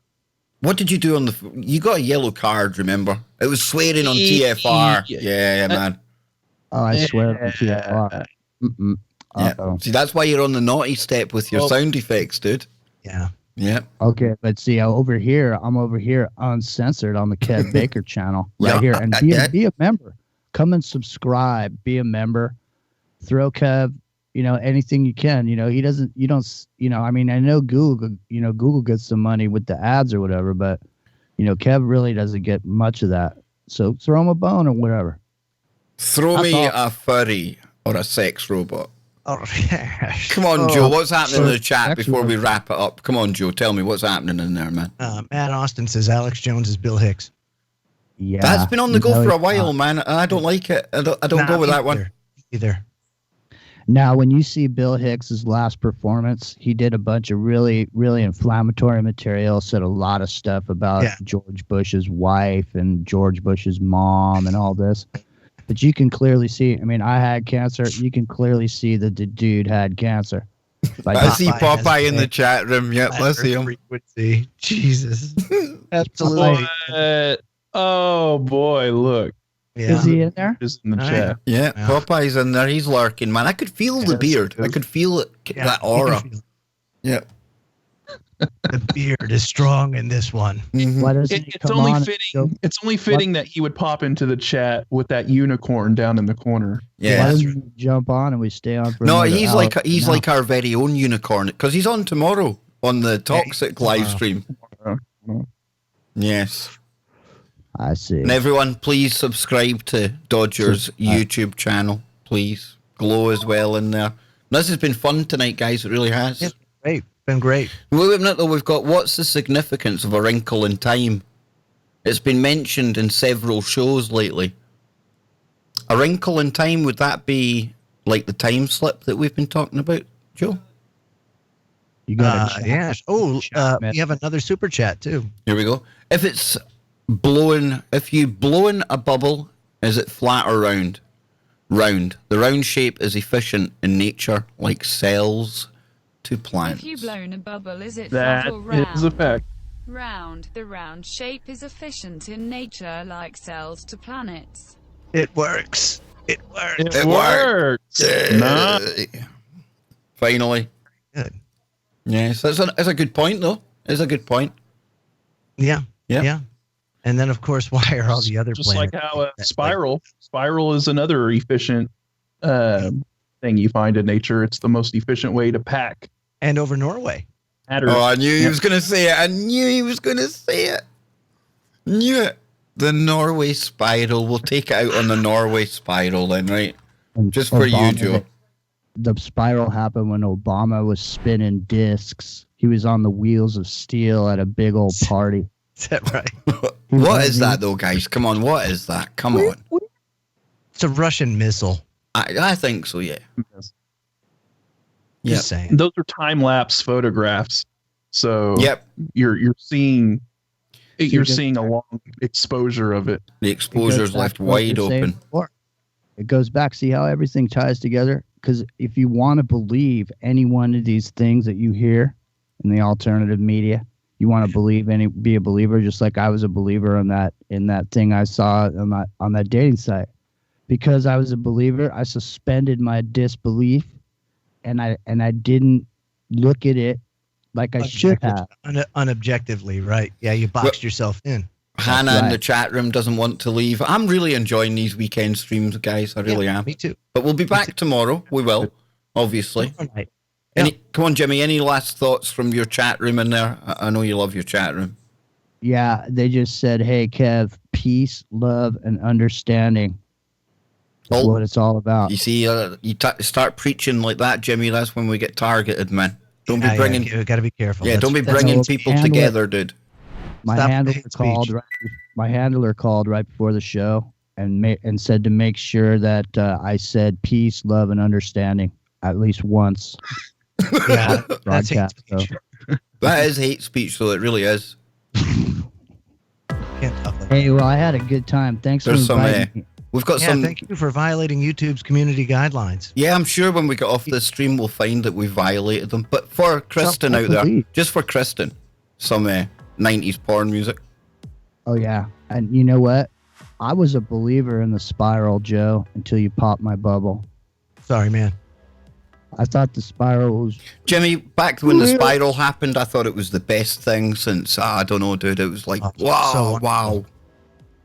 It's right when CERN started going, I've wanted to believe... electron volts. I've wanted to believe some of these that have come down the pike, man. And every time I become a believer, later on, I became the guy that believed, but never happened. It just goes to show you how many people are suffering, Jimmy. How many people are not content with their lives because so many people are yearning for that kind of stuff to be real, just so it's over already. You know what I mean? It's true, man. Yeah. That's why the thing is, I mean, realistically, it's not good for, the numbers of people listening, but realistically, the best thing for everybody concerned is to unplug from all of it and just, like I said, get your feet out in the grass, be out with your family, go enjoy every single bit of sunshine you can get and walk in the rain. Whoa. Hang on a minute. Popeye, I don't agree with that. This has been the best thing since the Red Dragon. Oh, come on. The Red Dragon was way better than the Spiral. In fact, maybe the dragon came through the damn Spiral. What's Captain K? Captain K flew him. Oh, yeah. Got you there first, Popeye. You see? The spiral was the portal opening up so the dragon could enter. We've not explained to Popeye about Dick Cheney's plan for the new American dimension. We'll need to tell him that tomorrow night. Yeah, we'll get, Yeah. Captain K bringing down the things, Yeah. Are we out of time then, boys? We're out of love. And a big shout out to Marty as well. Marty, thank you so much for supporting the show. Love you. Love you all. Remember, keep it real, and we'll be back tomorrow to get bizarre, get weird. And two very special people tomorrow. We've got Popeye and Radchick. So it's going to be the highly, highly toxic stream. Until then, much love to everyone. Much love.